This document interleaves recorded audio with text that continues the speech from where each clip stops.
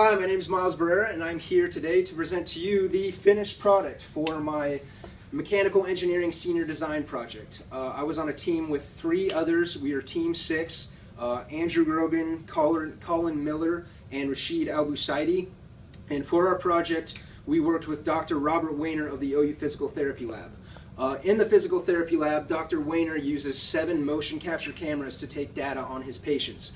If you've ever seen people make video games and you've seen the guy suited up with all the white bulbs on him, Dr. Wayner uses the same technology, but he uses that to analyze the progress of his physical therapy patients. So, as I said, Dr. Wayner uses 7 cameras to do this, and all 7 cameras are mounted on the perimeter of his room, 7 feet off the ground. And if he wants to switch motion capture locations in the room and switch from taking data on a patient on the treadmill to taking data on a patient on flat ground, for example, it takes him too long to go around and manually adjust the angle and the focus of all 7 of those cameras and then recalibrate them as well. So he needed something that would allow him to do that faster. So me and my senior design team came up with the solution of making him 7 robotic camera mounts. So these are the mounts right here. We made them ourselves from scratch. We got the stock metal material and machined them ourselves. We bought the servo motors and the bolts and some of the other parts and pieces. Each camera has 3 degrees of freedom. So there's a servo motor that allows for rotation about the vertical axis, a servo motor that controls rotation about the horizontal axis, and then a focus DC motor in the front here actually that will scroll the focus on the cameras, which I'm simulating with this block of wood here today.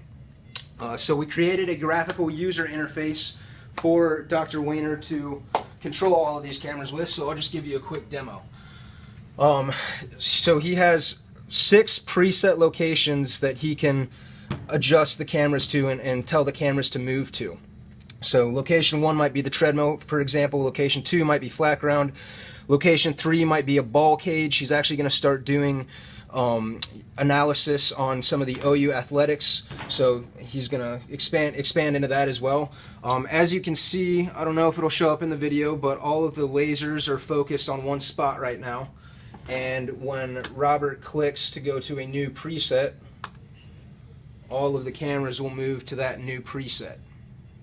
So pretty simple interface, not a whole lot to it, but another thing that was important is that Robert be able to adjust these presets himself because he's moving to a new lab over the summer.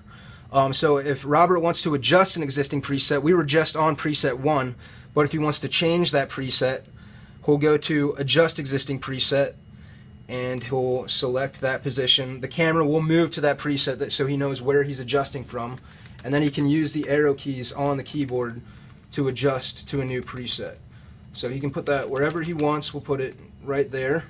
And I forgot to show you earlier, but once you select a preset, the focus motors, those are all the screens that I sped through, but he adjusts the focus on the cameras as well, so you can see the focus motor there scrolling back and forth, and then you can hit X to stop.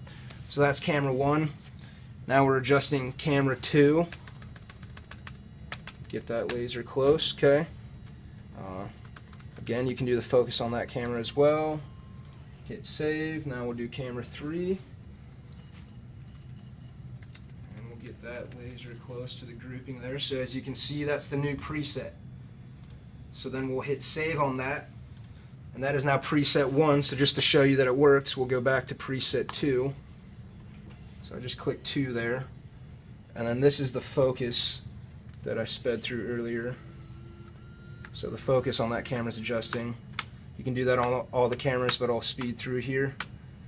And now we will go to the preset that we just set, preset 1, which is up in the center of the board there. And that is it. Big thanks to our suppliers. Thanks to all of the professors that I consulted over the course of the semester. You've been a big help. And thank you, Robert, for being patient with us and working with us. Thanks for watching.